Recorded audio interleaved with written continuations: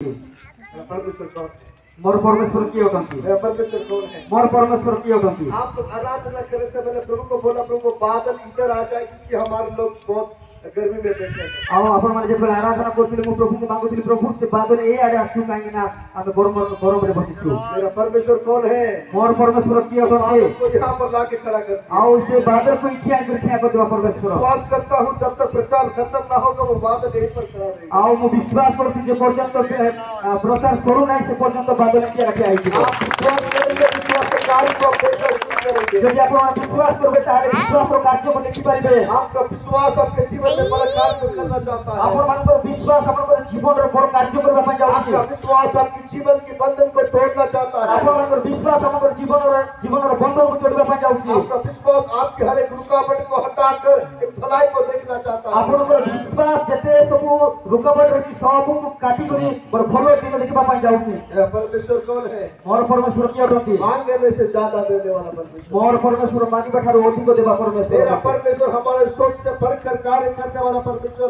यहाँ पर है। आमर परमेश्वर हमें जोटा भाबु जोती हमर चिंता बाहर कार्य करथबा परमेश्वर एखारे अछंती।